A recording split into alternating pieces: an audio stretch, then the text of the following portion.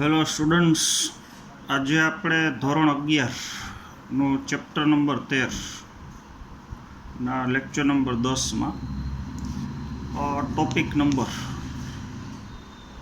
13.7 જે તમને page number 215 ઉપર આપેલ છે.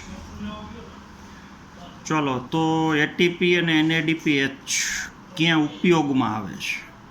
તો આપણને ખબર છે એટીપી અને એનએડીપીએચ એ પ્રકાશ સંશ્લેષણની ક્રિયાનો જે પ્રથમ તબક્કો છે એની નિપજ છે.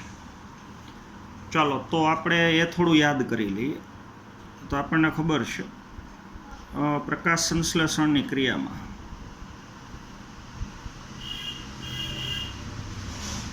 મુખ્ય બે તબક્કા છે. ચલો, તો પ્રકાશ સંશ્લેષણની ક્રિયાનો પ્રથમ તબક્કો એ પ્રકાશ પ્રક્રિયા છે. ચલો, અથવા એ તબક્કાને તમે પ્રકાશ રાસાયણિક તબક્કો કહી શકો, અને પ્રકાશ પ્રક્રિયાને અનુલક્ષીને થતો તબક્કો એના પછી ચાલો એ જૈવ સંશ્લેષણ તબક્કો છે.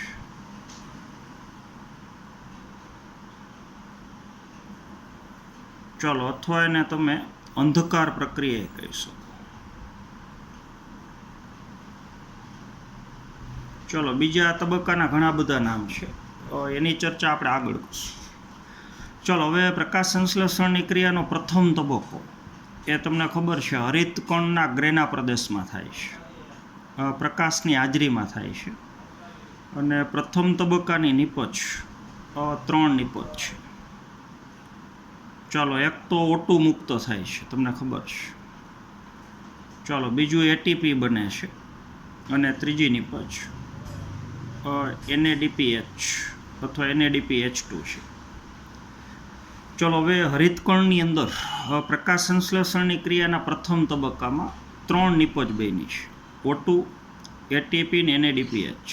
એમાંથી O2 એ હરિતકણમાંથી બહારની બાજુ પ્રસરણ પામે છે. ચાલો, તો ઓક્સિજન હરિતકણમાંથી બહાર નીકળે, પ્રથમ તબક્કામાં બન્યું હોય, અને પછી પર્ણમાં કોષોની વચ્ચેના અવકાશમાં થઈ અને વાયુરંધ્ર દ્વારા એ વાતાવરણમાં જતો રહે છે. ચાલો, તો પ્રથમ તબક્કાની જે પહેલી નિપજ આપણે ઓક્સિજનની વાત કરી, એનો હવે આગળના તબક્કામાં બીજા તબક્કામાં ક્યાંય ઉપયોગ થતો નથી. ચાલો, હવે પ્રથમ તબક્કાની જે બે નિપજ છે એટીપી અને NADPH, તો એ બે નિપજનો ઉપયોગ થઈને આગળ થતી ક્રિયા, આગળ થતો તબક્કો, અને જે તબક્કાને આપણે પ્રકાશ સંશ્લેષણની ક્રિયાનો બીજો તબક્કો એટલે કે જૈવ સંશ્લેષણ તબક્કો, અથવા એને આપણે અંધકાર પ્રક્રિયા કહીએ છીએ. ચલો, તો એટીપી અને NADPH એ બને છે ગ્રેના પ્રદેશમાં, પ્રથમ તબક્કામાં. ચલો, હવે ગ્રેના પ્રદેશની અંદર થાઇલેકોઇડમાં જે એટીપી અને NADPH બન્યા છે એ ગ્રેના પ્રદેશમાંથી, થાઇલેકોઇડમાંથી હરિતકણના આધારકમાં પ્રસરણ પામે, અને હરિતકણના આધારકની અંદર જે બીજો તબક્કો થાય છે જૈવ સંશ્લેષણ તબક્કો અથવા અંધકાર પ્રક્રિયા, તો એમાં એનો ઉપયોગ થાય છે. ચાલો, બીજી એક અગત્યની વસ્તુ, જે પ્રથમ તબક્કો છે એ ફક્ત પ્રકાશની હાજરીમાં જ થાય છે, એટલે ફક્ત દિવસે જ થાય.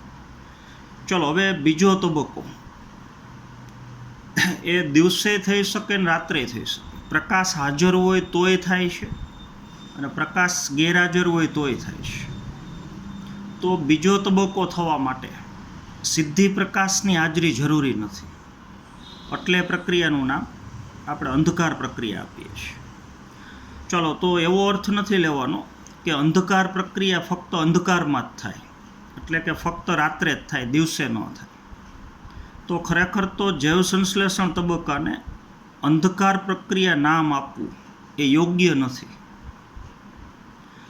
ચલો, તો જૈવ સંશ્લેષણ તબક્કાને અંધકાર પ્રક્રિયા નામ આપવું એટલા માટે યોગ્ય નથી કે અંધકાર પ્રક્રિયા પ્રકાશની હાજરીમાંય થાય છે અને ગેરહાજરીમાંય થાય છે.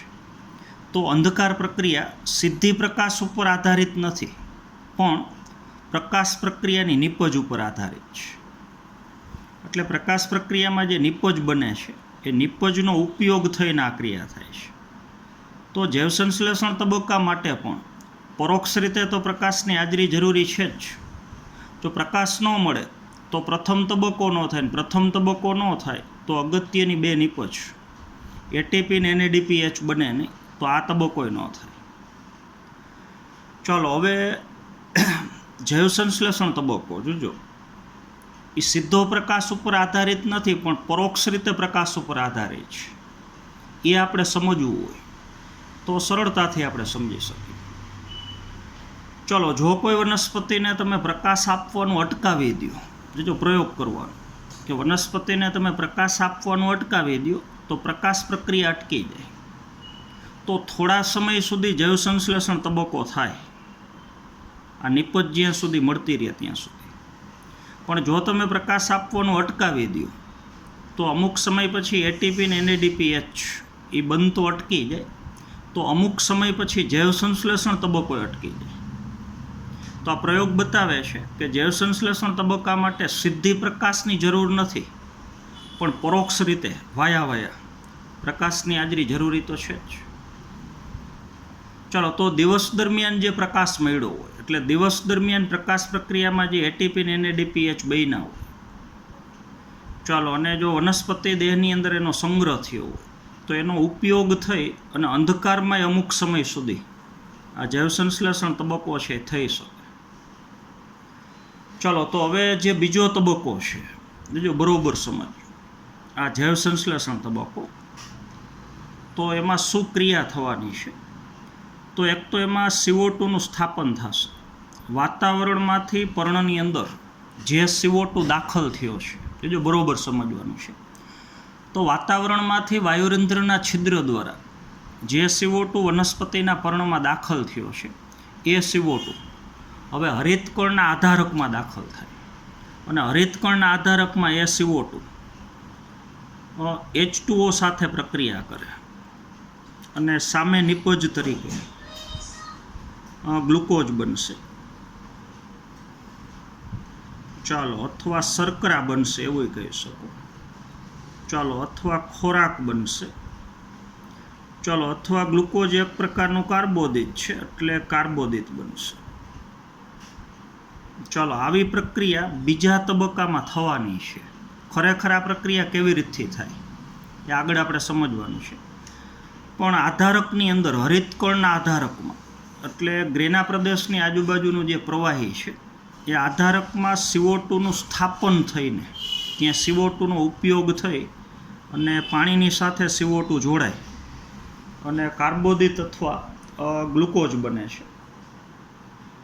ચાલો, હવે CO2 જ્યારે પાણી સાથે પ્રક્રિયા કરી અને ગ્લુકોઝ બનતો હોય C6H12O6, ત્યારે પ્રકાશ સંશ્લેષણની ક્રિયાના પ્રથમ તબક્કાની બે નિપજ, એક એટીપી અને એક NADPH, આ બે વપરાય છે. તો પહેલા તબક્કામાં એટીપી ને NADPH બને છે અને બીજા તબક્કામાં આધારકની અંદર CO2નું સ્થાપન થઈ અને જ્યારે ગ્લુકોઝ બનતો હોય તો પ્રથમ તબક્કાની બે નિપજ વપરાય છે. ચલો, તો CO2 પાણી સાથે પ્રક્રિયા કરી અને પ્રથમ તબક્કાની બંને નિપજનો ઉપયોગ કરી અને બીજા તબક્કામાં ગ્લુકોઝ બને છે. ચાલો, આ ખરેખર ક્રિયા કેમ થાય છે? તો આટલી સરળ ક્રિયા નથી પણ લાંબી ક્રિયા છે, પછી આપણે આગળ સમજીએ છીએ. તો પહેલો પેરેગ્રાફ આખો હું રીડ કરું છું. ચલો, તો આપણે જોયું કે પ્રકાશ પ્રક્રિયાની નિપજ એટલે પ્રથમ તબક્કાની નિપજ 3 છે. ચલો, એટીપી છે, NADPH છે અને O2 છે. ચલો, તેમાંથી O2 એ હરિતકણની બહારની તરફ પ્રસરણ પામે છે, જ્યારે એટીપી અને NADPHનો ઉપયોગ, આ બેનો ઉપયોગ, એટીપી અને NADPHનો ઉપયોગ, ચાલો, એ આહાર બનવા માટે, ખોરાક બનવા માટે, ચાલો, અથવા કહી શકો શર્કરાનું સંશ્લેષણ કરતી પ્રક્રિયામાં થાય છે, એટલે આ પ્રક્રિયામાં થાય છે. ચલો, તો પ્રકાશ સંશ્લેષણનો જૈવ સંશ્લેષણ તબક્કો છે આ. CO2 અને પાણીનો ઉપયોગ થઈ અને ભેગી બે નિપજનો ઉપયોગ થઈ ગ્લુકોઝ બનવાની ક્રિયા, એટલે જૈવ સંશ્લેષણ તબક્કો.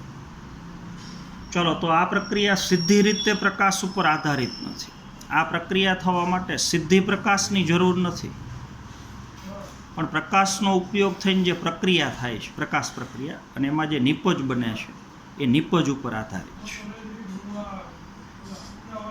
ચલો, પણ તે તો કે આ પ્રક્રિયામાં CO2, H2O અને ઉપરાંત પ્રકાશ પ્રક્રિયામાં બનેલી બે નિપજ, એટલે કે પ્રકાશ પ્રક્રિયાના બે ઉત્પાદનો, બે નિપજો એના ઉપર આધારિત છે. અને એ બે નિપજો ઉત્પાદનો એટલે એટીપી અને NADPH, એટલે કે એટીપી અને NADPH ઉપર આધારિત છે.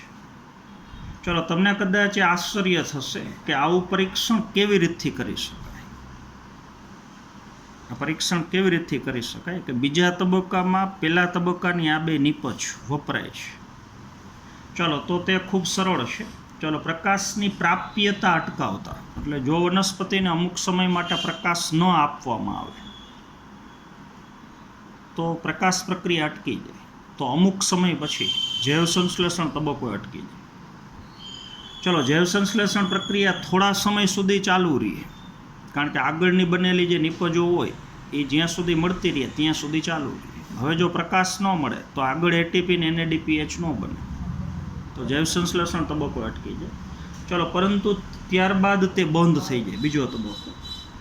ચલો, જો ફરીથી પ્રકાશ આપો પાછો, તો વળી પાછી પ્રકાશ પ્રક્રિયા શરૂ થઈ જાય, પાછી બે નિપજ બનવા માંડે, તો પાછો બીજો તબક્કો શરૂ થઈ જાય. ચલો, એટલે જો ફરીથી પ્રકાશ આપવામાં આવે તો આ ક્રિયા પુનઃ શરૂ થાય, બીજો તબક્કો. ચલો, આમ જૈવ સંશ્લેષણ જે તબક્કો છે એને અંધકાર પ્રક્રિયા કેવું ખોટું છે, તો ત્યાં આપણે આ લખવાનું છે.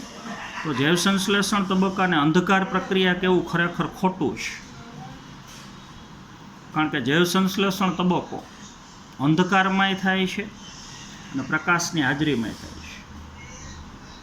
ચલો, આ તમે સમજી ગયા હશો. હાલો, પછીનું આગળનું એ સામાન્ય માહિતી છે, હું વાંચું છું. ચલો, હવે આપણે જોઈએ કે જૈવ સંશ્લેષણ તબક્કામાં, આ બીજા તબક્કામાં, ચાલો, તો બીજા પેરેગ્રાફનું પહેલું વાક્ય હું રીડ કરું છું.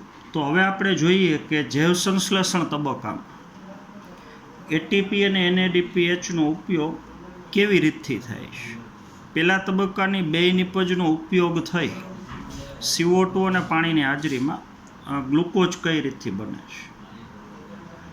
ચલો, તો આપણે પહેલાં જોયું કે H2Oની સાથે CO2 સંકળાય, H2O અને CO2 બે સંકળાય અને ગ્લુકોઝ બનાવે છે. ગ્લુકોઝનું સામાન્ય સૂત્ર તમને ખબર છે, CH2O અને આખા કૌંસની બહાર N. તો જ્યાં Nનું મૂલ્ય 6 છે, 6, એટલે અહીં 6 મૂકી દો તો C6H12O6, એટલે ખરેખર ગ્લુકોઝની વાત છે. ચલો, અથવા શર્કરા ઉત્પન્ન થાય છે. હાલો, આ તમે સમજી ગયા છો. ચલો, હવે વૈજ્ઞાનિકો માટે સંશોધનની ક્રિયા દરમિયાન મુખ્ય પ્રશ્ન એ હતો, જો બરોબર સમજવાનું છે. વૈજ્ઞાનિકોએ જ્યારે શરૂઆતના સમયમાં પ્રકાશ સંશ્લેષણની ક્રિયાના બીજા તબક્કાનો જ્યારે અભ્યાસ કર્યો, જૈવ સંશ્લેષણ તબક્કો, તો અગત્યનો પ્રશ્ન એ હતો કે હરિતકણના આધારકમાં જ્યારે CO2નું સ્થાપન થાય છે, તો CO2નું સ્થાપન થવાથી CO2ની પ્રક્રિયા પાણી સાથે થઈ અને બીજા તબક્કામાં સૌથી પહેલી નિપજ કઈ બને છે. કે જો અહીંયા આપણે લખ્યું છે કે CO2 + H2O, તો સીધો ગ્લુકોઝ ન બને, વચ્ચે ઘણા બધા સંયોજનો બને અને એ સંયોજનોનું રૂપાંતરણ થઈ અને ધીમે ધીમે છેલ્લે ગ્લુકોઝ બને. તો CO2નું સ્થાપન થવાથી પહેલી સ્થાયી નિપજ કઈ બને છે, એ વૈજ્ઞાનિકો માટે મુખ્ય સમસ્યા હતી. ચલો, તો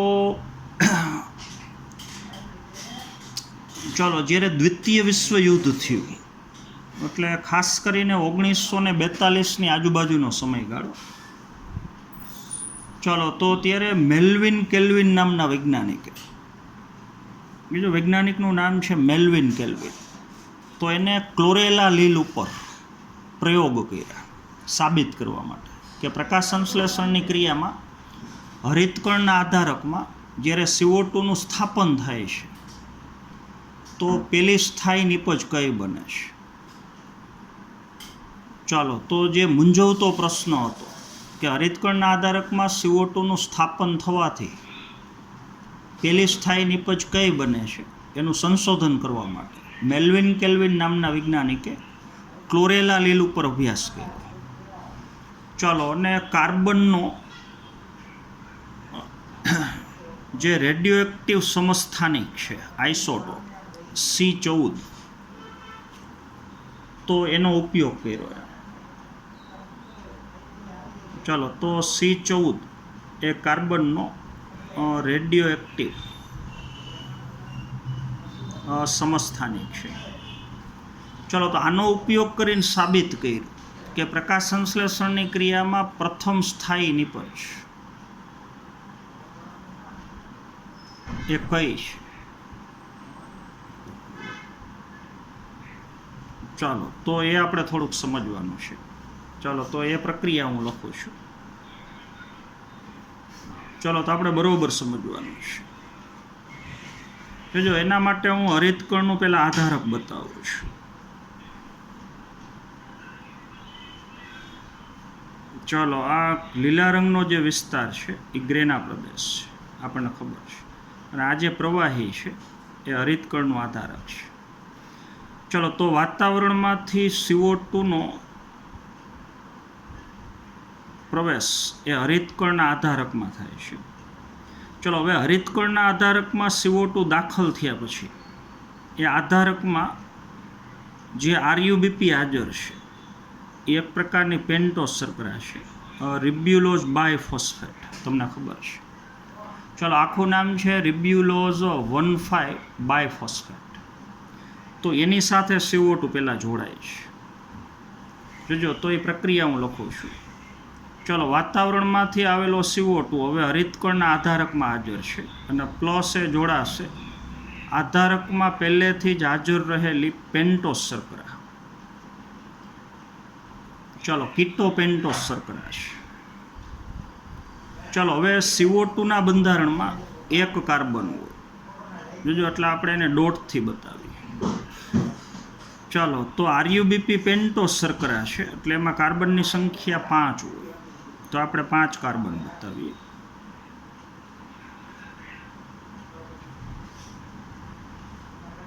જો બરોબર સમજવાનું છે. તો CO2 ના બંધારણમાં એક કાર્બન છે અને RuBP ના બંધારણમાં 5 કાર્બન છે. તો 5 કાર્બનવાળી શર્કરા એક કાર્બનવાળું સંયોજન CO2 સાથે પ્રક્રિયા કરે. તો CO2 ના બંધારણમાં આવેલો કાર્બન એ RuBPમાં ઉમેરાય. એટલે CO2 ની મદદથી RuBP નું કાર્બોક્સિલેશન થાય. જોજો, તો સામે નિપજ તરીકે PGA ના 2 અણુ બને. એટલે PGA પ્લસ PGA. ચલો, PGA એટલે ફોસ્ફોગ્લિસરિક એસિડ. જોજો, અથવા આગળ 3 લગાડવાનું, કારણ કે PGA ના એક અણુમાં 3 કાર્બન છે એટલે આ 3 કાર્બનવાળું સંયોજન છે C3 અને આમાંય કાર્બનની સંખ્યા C3. જોજો, હવે વૈજ્ઞાનિકોએ શું કર્યું તો કે CO2 ના બંધારણમાં જે કાર્બન છે આ એને રેડિયો એક્ટિવ બનાવ્યું. એ કાર્બન ઉપર નિશાની કરી, માર્કિંગ કરી. એટલે આપણે એને ઘાટો કરીને બતાવીએ છીએ. તો CO2 ના બંધારણમાં જે કાર્બન છે એ કાર્બન C14 એટલે કાર્બનનો રેડિયોએક્ટિવ સમસ્થાનિક, એનો ઉપયોગ કર્યો. તો હરિતકણના આધારકમાં જે CO2 આવે છે એ CO2 ના બંધારણમાં સામાન્ય કાર્બન ન હોય પણ રેડિયોએક્ટિવ C14 પ્રકારનો કાર્બન હોય. તો એને આપણે ઘાટો કરીને બતાવીએ છીએ. ચલો, RuBP ના બંધારણમાં જે કાર્બન છે એ સામાન્ય કાર્બન છે. ચલો, હવે પહેલી નિપજ PGA નો અણુ બને છે 3 કાર્બન વડે. એ સાબિત કરવા માટે એને આ કાર્બન ઉપર માર્કિંગ કર્યું, નિશાની કરી. તો એને આપણે ઘાટો કરીને બતાવીએ છીએ. જોજો, હવે CO2 ના બંધારણમાં કાર્બનની સંખ્યા 1 છે અને RuBP ના બંધારણમાં કાર્બન 5 છે. તો CO2 નો કાર્બન આમાં ઉમેરાય એટલે કાર્બનની સંખ્યા 5 ને 1 6 થઈ ગઈ.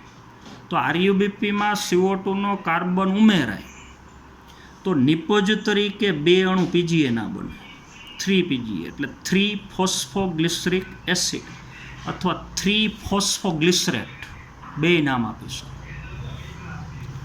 જોજો, એટલે પીજીએના એક અણુમાં 1 ફોસ્ફેટ છે, 3 કાર્બન છે ને 1 ફોસ્ફેટ છે, ફોસ્ફોગ્લિસરિક એસિડ. તો જે ફોસ્ફરસ છે એ ત્રીજા ક્રમના કાર્બન હારે જોડાયેલો છે. તો પીજીએના બંધારણમાં આવેલો ફોસ્ફેટ એ ત્રીજા ક્રમના કાર્બન હારે જોડાયેલો છે, એટલે આગળ આપણે 3 લખ્યું છે. તો પહેલી સ્થાયી નિપજ 3 કાર્બનયુક્ત એક એસિડ બને છે, પીજીએનો અણુ બને છે. ચલો, તો 3 કાર્બનવાળો એક એસિડ પીજીએ એ પ્રકાશ સંશ્લેષણની ક્રિયામાં જૈવ સંશ્લેષણ તબક્કામાં પહેલી સ્થાયી નિપજ. જોજો, એટલે આ જે જૈવ સંશ્લેષણ તબક્કો છે એનું બીજું નામ તમે C3 પથેય કહી શકો. ચાલો, તો હવે 4 નામ થઈ ગયા. જૈવ સંશ્લેષણ તબક્કો કહી શકો, અંધકાર પ્રક્રિયા કહી શકો, અથવા પહેલી સ્થાયી નિપજ પીજીએ બને છે અને એમાં કાર્બનની સંખ્યા 3 છે. તો જૈવ સંશ્લેષણ તબક્કો એને C3 પથેય કહી શકો.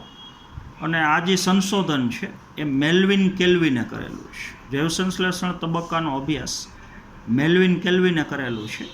તો આનું બીજું એક નામ તમે કેલ્વિન ચક્ર કહી શકો. તો મેલ્વિન કેલ્વિન અને બીજા એના સાથીદારો બેન્સન અને બાસન, આમ તો 3 વૈજ્ઞાનિકો છે. એક કેલ્વિન, બીજું બેન્સન અને બાસન. આ 3 વૈજ્ઞાનિકોએ ભેગા મળી અને જૈવ સંશ્લેષણ તબક્કો C3 પથ એનો અભ્યાસ કરેલો છે.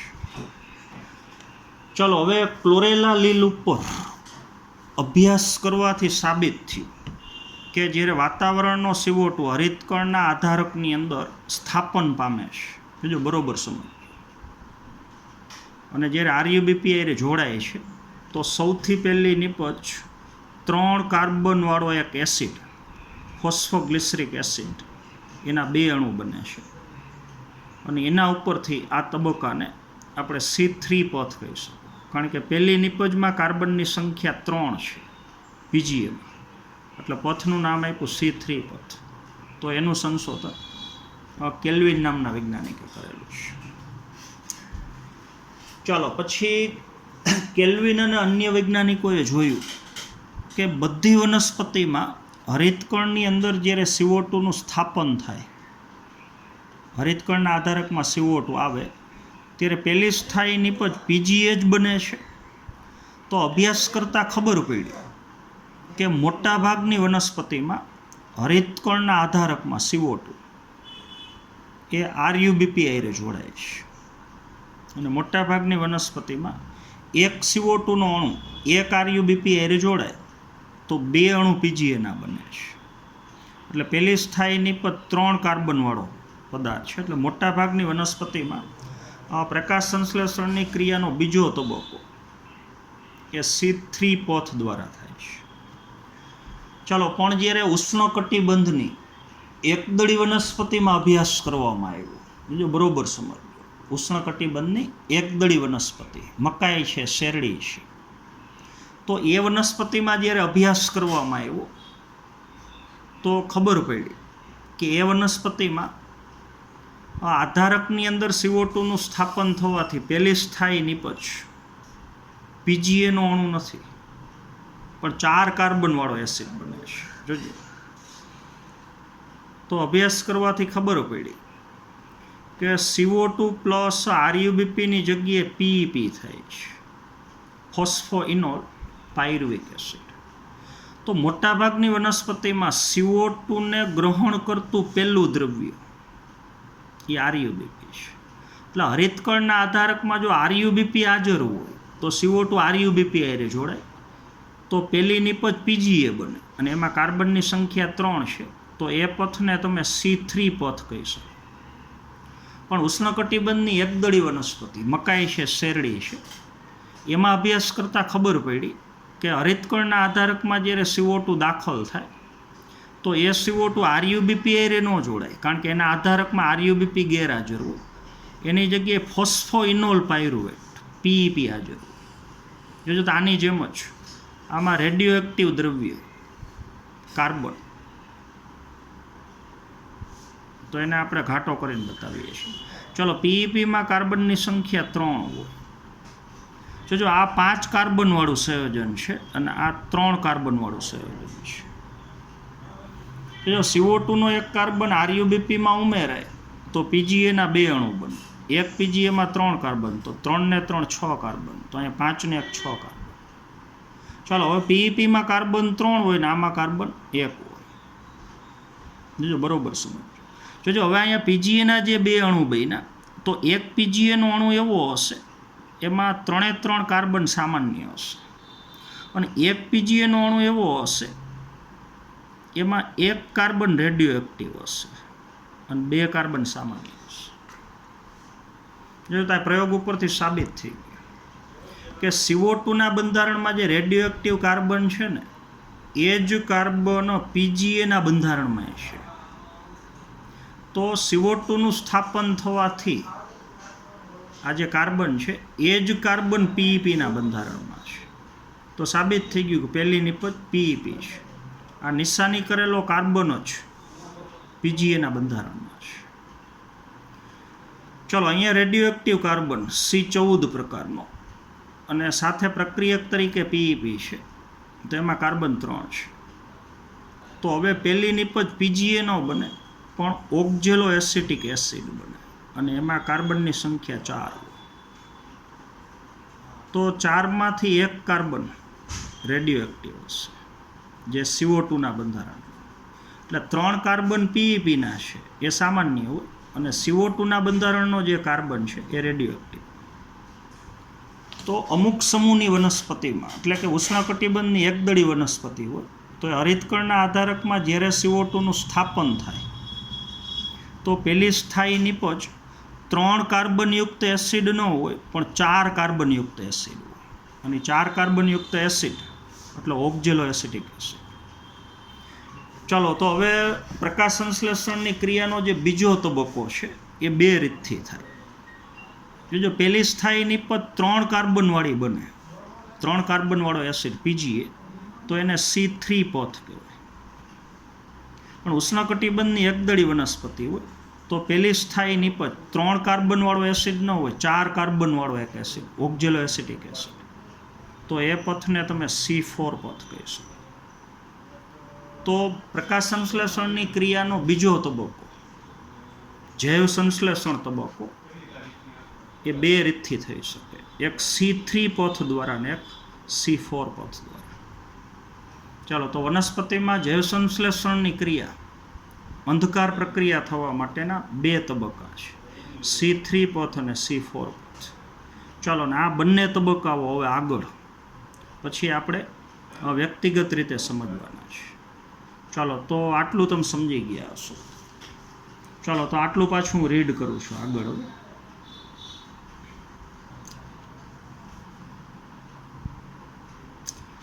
ચલો, વૈજ્ઞાનિકોની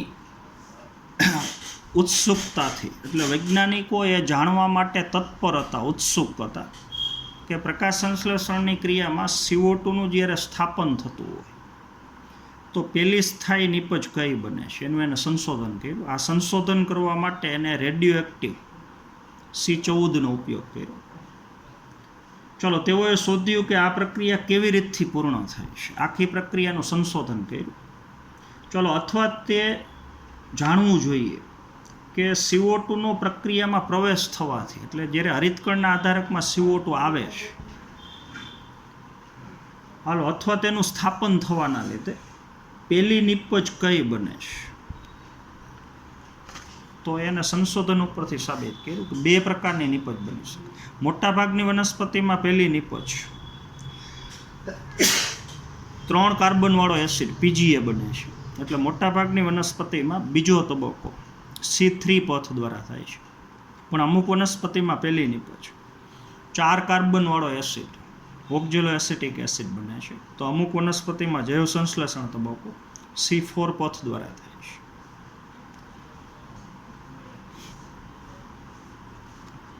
ચાલો, તો દ્વિતીય વિશ્વયુદ્ધના થોડાક સમય પછી એટલે લગભગ 1942માં, ચાલો આ લાભદાયી ઉપયોગ માટે, આ પ્રક્રિયા સાબિત કરવા માટે, ચાલો રેડિયો આઇસોટોપ્સ એટલે રેડિયો એક્ટિવ સમસ્થાનિકનો ઉપયોગ કરી અને પ્રયત્ન કરાયો. આ પ્રક્રિયાનું સંશોધન કરવા માટે રેડિયો એક્ટિવ C14નો ઉપયોગ કર્યો. ચલો, જેમાં મેલ્વિન કેલ્વિનનું કાર્ય વખાણવા લાયક હતું. તો આ જે સંશોધન છે એ મેલ્વિન કેલ્વિન નામના વૈજ્ઞાનિકે કર્યું. ચલો, તેઓએ રેડિયો એક્ટિવ C14નો ઉપયોગ કરી અને લીલમાં, એ લીલનું નામ છે ક્લોરેલા લીલ, તો અહીંયા લખવાનું છે ક્લોરેલા લીલ. ચલો, તો ઉપયોગ કરી અને ક્લોરેલા લીલમાં પ્રકાશ સંશ્લેષણનો અભ્યાસ કર્યો અને સંશોધન કર્યું કે CO2નું સ્થાપન થવાથી જે નિપજ તરીકે ઘટક બને છે એ 3 કાર્બનના પરમાણુ ધરાવતો એટલે C3 પરમાણુયુક્ત કાર્બનિક એસિડ એટલે PGA ઉત્પન્ન થાય છે, ફોસ્ફોગ્લિસરિક એસિડ. ચલો, તેની સાથે જ તેમણે સંપૂર્ણ જૈવ સંશ્લેષણ પરિપથ એટલે આખો જે પ્રકાશ સંશ્લેષણની ક્રિયાનો બીજો તબક્કો છે એના સંશોધનમાં પણ પોતાનું યોગદાન આપ્યું. ચાલો, આમ તેને કેલ્વિન ચક્ર કહેવામાં આવ્યું. ચલો, તો સૌપ્રથમ નિપજ છે એ આપણને ખબર છે 3 ફોસ્ફોગ્લિસરિક એસિડ એટલે 3 PGA તરીકે ઓળખવામાં આવી, અથવા ટૂંકમાં તેમને PGA એટલે 3 કાર્બનવાળું સંયોજન કહે છે. ચલો, તો કેટલા કાર્બન પરમાણુઓ તે ધરાવે છે? તો 3, અને એના ઉપરથી જ પથનું નામ C3 પથ આવ્યું.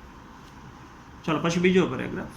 ચલો, વૈજ્ઞાનિકોએ તે જાણવાનો પણ પ્રયત્ન કર્યો કે શું બધી વનસ્પતિમાં CO2નું સ્થાપન કર્યા પછી પહેલી નિપજ PGA જ બને છે?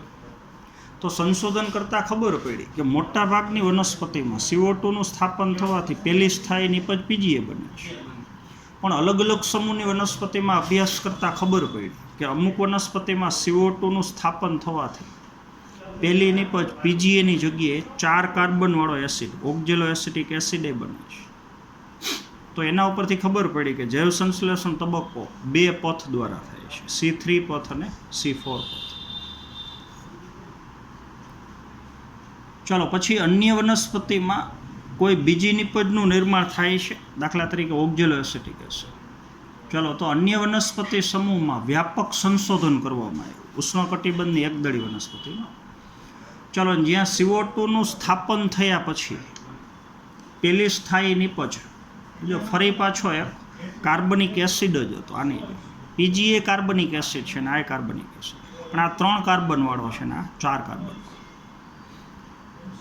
ચાલો, જેમાં કાર્બનના 4 પરમાણુ હતા 3ની જગ્યાએ, એટલે અમુક વનસ્પતિમાં પહેલી નિપજ PGAની જગ્યાએ ઓક્ઝેલો એસિટિક એસિડ બને છે. ચાલો, આ એસિડ ઓક્ઝેલો એસિટિક એસિડ અથવા OAA તરીકે ઓળખવામાં આવ્યું.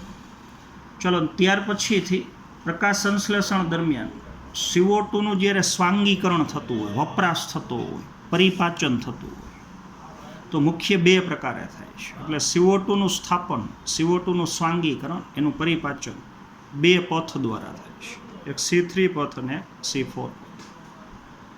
ચલો, એમ કહી શકાય જો જે વનસ્પતિમાં CO2નું સ્થાપન થયા પછી પહેલી નિપજ 3 કાર્બનવાળો એસિડ એટલે કે PGA બને છે, હાલો એમને C3 પરિપથ કહેવાય, અને વનસ્પતિને C3 વનસ્પતિ. ચલો, જે વનસ્પતિમાં પ્રથમ નિપજ 4 કાર્બનવાળો એસિડ એટલે કે ઓક્ઝેલો એસિટિક એસિડ હતો તેને C4 પરિપથ કહે છે. ચાલો, તો આ બંને સમૂહની વનસ્પતિ એટલે કે C3 વનસ્પતિ અને C4 વનસ્પતિ. ચાલો, એમાં અન્ય આનુષંગિક લાક્ષણિકતાઓ પણ હતી જેની ચર્ચા આગળ કરશું. તો બેમાં શું તફાવત છે? અમુક પ્રક્રિયા સરખી છે અને અમુક પ્રક્રિયા અલગ અલગ છે. તો એ આપણે વ્યક્તિગત પથ જ્યારે ભણશું આગળના પીરિયડમાં ત્યારે આપણે એની ચર્ચા કરવાની છે.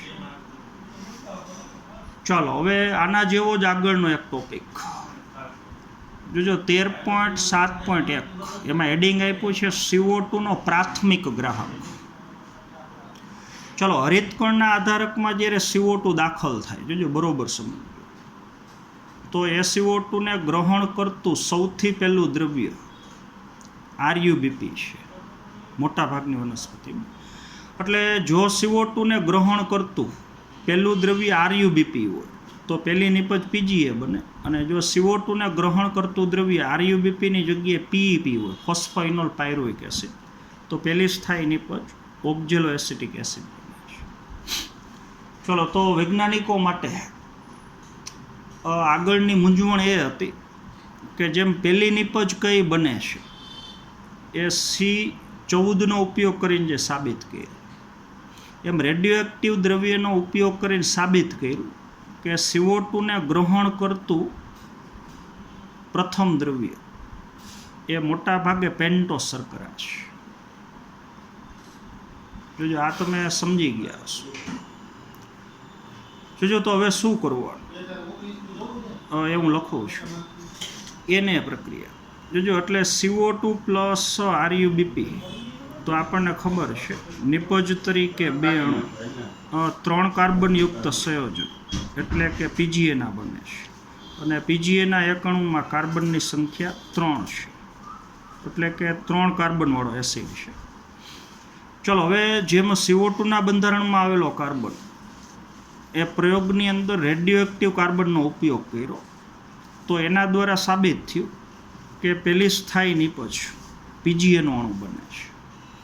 તો હવે CO2ને ગ્રહણ કરતું પ્રથમ દ્રવ્ય પેન્ટોસ શર્કરા RUBP છે એ સાબિત કરવા માટે જો CO2ના બંધારણનો કાર્બન સામાન્ય છે અને RUBPના બંધારણમાં જે કાર્બન છે એ કાર્બન રેડિયોએક્ટિવ કાર્બનનો ઉપયોગ કરવો.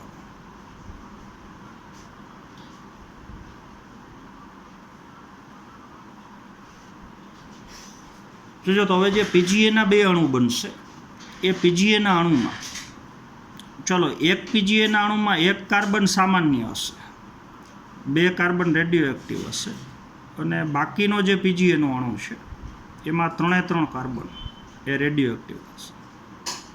જો આ નિશાની કરેલા માર્કિંગ કરેલા કાર્બન છે, તો જે કાર્બન RUBPના બંધારણમાં છે એ જ કાર્બન PGAના બંધારણમાં જોવા મળે. ચલો, તો આ પ્રયોગ ઉપરથી સાબિત થઈ ગયું કે હરિતકણના આધારકમાં જ્યારે CO2નું સ્વાંગીકરણ થતું હોય, CO2નું સ્થાપન થતું હોય, તો એ CO2ને ગ્રહણ કરતો, એટલે કે CO2નો પ્રાથમિક ગ્રાહક, CO2ને સૌથી પહેલાં ગ્રહણ કરતું દ્રવ્ય એ એક પ્રકારની કીટોઝ પ્રકારની પેન્ટોસ શર્કરા એટલે કે RUBP છે, રિબ્યુલોઝ બાયફોસ્ફેટ છે. ચલો, તો એ પ્રયોગ ઉપરથી સાબિત થઈ ગયું. તો મોટાભાગની વનસ્પતિમાં CO2ને ગ્રહણ કરતું પ્રાથમિક CO2 ગ્રાહક તરીકે RUBP છે. ચલો, હવે પ્રથમ સ્થાયી નિપજ PGAનો અણુ બને છે ને એમાં કાર્બનની સંખ્યા 3 છે. તો વૈજ્ઞાનિકોએ શરૂઆતના સમયમાં CO2ને ગ્રહણ કરતું જે દ્રવ્ય છે પ્રાથમિક CO2 ગ્રાહક છે એ કોઈ પણ 2 કાર્બનવાળું સંયોજન હોવું જોઈએ. તો એ શક્યતાનો એને પહેલાં પ્રથમ વિચાર કર્યો, પણ રેડિયોએક્ટિવ કાર્બનનો ઉપયોગ કરવાથી સાબિત થઈ ગયું કે CO2ને ગ્રહણ કરતું પ્રાથમિક CO2 ગ્રાહક એ 2 કાર્બનવાળું સંયોજન નથી, પણ 5 કાર્બનવાળું સંયોજન RUBPનો અણુ છે. જોજો, એટલે ખરેખર પ્રક્રિયા આવી હોઈ શકે. પહેલાં પ્રક્રિયા આવી વિચારી કે CO2ના બંધારણમાં કાર્બનની સંખ્યા 1 છે. ચાલો, તો CO2ને ગ્રહણ કરતું જે પ્રક્રિયક તરીકે બીજું દ્રવ્ય છે એ 2 કાર્બનવાળું સંયોજન હોવું જોઈએ, કારણ કે નિપજ તરીકે PGAનો અણુ બને છે અને PGAના અણુમાં કાર્બનની સંખ્યા 3 છે. એટલે જો નિપજમાં કાર્બનની સંખ્યા 3 હોય તો CO2ના બંધારણમાં 1 કાર્બન છે, તો CO2 સાથે પ્રક્રિયક તરીકે જોડાતું બીજું દ્રવ્ય એ 2 કાર્બનવાળું સંયોજન હોવું જોઈએ. પણ આ રેડિયોએક્ટિવ કાર્બનનો ઉપયોગ કરવાથી સાબિત થયું કે CO2ને ગ્રહણ કરતો પ્રાથમિક CO2 ગ્રાહક એ 2 કાર્બનવાળું સંયોજન નથી, પણ 5 કાર્બનવાળું સંયોજન છે. ચાલો તો એ પ્રક્રિયાનો પેરેગ્રાફ હું વાંચું છું. તમારે ટેક્સ્ટ બુક પ્રમાણે એક એક વાક્ય ફરીથી સમજવાનું છે. ચલો તો તમારે ટોપિક નંબર 13.7.1 અને એમાં હેડિંગ છે CO2 નો પ્રાથમિક ગ્રાહક, એટલે કે હરિતકણના આધારકમાં CO2 નું જ્યારે સ્થાપન થતું હોય તો એ CO2 ને ગ્રહણ કરતું પ્રાથમિક દ્રવ્ય કયું છે. ચાલો તો એ RUBP નો અણુ છે. ચલો તો આવો હવે આપણે આપણી જાતને જે એક પ્રશ્ન પૂછીએ કે જેવી રીતે વૈજ્ઞાનિક દ્વારા પૂછાયેલો હતો. એટલે શરૂઆતના સમયમાં વૈજ્ઞાનિકોને જે મૂંઝવણ હતી કે CO2 નું સ્થાપન થવાથી પહેલી નિપજ કઈ બને છે, CO2 નું જ્યારે સ્થાપન થતું હોય તો એને ગ્રહણ કરતું પહેલું દ્રવ્ય કયું છે. ચાલો તો એને રેડિયોએક્ટિવ C14નો ઉપયોગ કરી અને સાબિત કર્યું કે પહેલી સ્થાયી નિપજ મોટાભાગે PGA બને છે અને CO2 ને ગ્રહણ કરતું પ્રાથમિક CO2 ગ્રાહક, સૌથી પહેલાં CO2 ને ગ્રહણ કરતું દ્રવ્ય RUBP છે. ચાલો તો અંધકાર પ્રક્રિયાને સમજવા માટે જે વૈજ્ઞાનિકોએ સંઘર્ષ કર્યો, અવનવા સંશોધનો કર્યા, ક્લોરેલા લીલ ઉપર અભ્યાસ કર્યો, રેડિયોએક્ટિવ C14નો ઉપયોગ કર્યો. ચાલો તો તે અણુમાં CO2 નું ગ્રહણ કર્યા પછી કેટલા કાર્બન પરમાણુઓ ધરાવે, તો આપણને ખબર છે RUBP એ CO2 ને ગ્રહણ કર્યા પછી જે નિપજ બને PGA એમાં 3 કાર્બન પરમાણુ છે. ચાલો તો PGAના સ્વરૂપમાં 3 કાર્બન પરમાણુ ધરાવતો હશે. ચાલો આવું જે સંશોધન કર્યું, એવી જ એક બીજી સમસ્યા હતી કે CO2 નું જ્યારે સ્થાપન થાય છે તો પ્રાથમિક CO2 ગ્રાહક તરીકે કયું દ્રવ્ય વર્તે છે. ચલો ખૂબ જ અનપેક્ષિત રીતનો અભ્યાસ દર્શાવે છે કે CO2 ને ગ્રહણ કરનાર અણુ એક 5 કાર્બન યુક્ત કીટોસ શર્કરા હતી. પ્રયોગ ઉપરથી વૈજ્ઞાનિકોએ સાબિત કર્યું કે CO2 ને ગ્રહણ કરતું સૌથી પહેલો પ્રાથમિક CO2 ગ્રાહક એ 5 કાર્બન ધરાવતી કીટોસ શર્કરા એટલે કે RUBP હતી. ચલો એનું આખું નામ તમને ખબર છે, રિબ્યુલોઝ 1,5 બાયફોસ્ફેટ હતી. ચલો શું તમારામાંથી કોઈએ આ સંભાવના વિશે વિચાર્યું હશે? જો આપણે પહેલી સંભાવના એવી વિચારી શકીએ કે પહેલી સ્થાયી નિપજ PGA નો અણુ હોય ને એમાં જો કાર્બનની સંખ્યા 3 હોય તો CO2 સાથે જોડાતો અહીંયા RUBP ની જગ્યાએ 2 કાર્બનવાળું કોઈ પણ સંયોજન. ચાલો પણ સત્ય હકીકત આપણને ખબર છે 2 કાર્બનવાળું સંયોજન નથી, ત્યાં 5 કાર્બનવાળું સંયોજન RUBP છે. ચાલો પછીના વાક્ય બધા ખાલી સામાન્ય માહિતી છે. ચિંતા ન કરો, વૈજ્ઞાનિકોએ પણ આ તારણ સુધી પહોંચવા માટે ઘણો સમય લાગ્યો, એટલે અવનવા ઘણા બધા સંશોધનો કર્યા. ચાલો તો તેમને કોઈ પણ નિર્ણય ઉપર પહોંચતા પહેલાં ઘણા બધા પ્રયોગો કર્યા. તેઓ એમ પણ માનતા હતા કે પહેલી નિપજ 3 કાર્બનવાળો એસિડ છે PGA, તો પ્રાથમિક CO2 ગ્રાહક જે RUBP છે એની જગ્યાએ કોઈ પણ 2 કાર્બનવાળું કદાચ સંયોજન હોઈ શકે. ચલો 2 કાર્બનવાળું સંયોજન હશે. ચલો તેઓએ 5 કાર્બનવાળો પદાર્થ RUBP અથવા સંયોજન એના સંશોધન પહેલાં 2 કાર્બનવાળા સંયોજનને ઓળખવા માટે ઘણા બધા પ્રયત્નો કર્યા. ચલો 2 કાર્બનવાળા ઘણા બધા સંયોજન એના કાર્બનને રેડિયોએક્ટિવ બનાવ્યું, તો પ્રયોગ દ્વારા સાબિત જ ન થયું કે PGAના બંધારણમાં રેડિયોએક્ટિવ કાર્બન. ચાલો પછી આગળ સંશોધન ઉપરથી ખબર પડી કે CO2 ને ગ્રહણ કરતું સંયોજન એ 2 કાર્બનવાળું નથી પણ 5 કાર્બનવાળું સંયોજન RUBP છે. RUBPના કાર્બનને જ્યારે રેડિયોએક્ટિવ બનાવવામાં આવ્યા તો એ જ રેડિયોએક્ટિવ કાર્બનની હાજરી PGAમાં જોવા મળી. ત્યારે સાબિત થયું કે CO2 ને ગ્રહણ કરતો પ્રાથમિક CO2 ગ્રાહક એ RUBPનો અણુ છે. ચાલો તો હવે આવતા પીરિયડમાં આપણે સ્વતંત્ર રીતે પ્રકાશ સંશ્લેષણની ક્રિયાનો જે બીજો તબક્કો છે અંધકાર પ્રક્રિયા, તો એ 2 રીતથી થાય છે, એક C3 પથ અને C4 પથ. ચાલો તો એનો આપણે વ્યક્તિગત રીતે આવતા પીરિયડમાં અલગ અલગથી અભ્યાસ કરવાનો છે. ચાલો તો આજના પીરિયડમાં આપણે અહીંયા સુધી રાખશું. Thank you.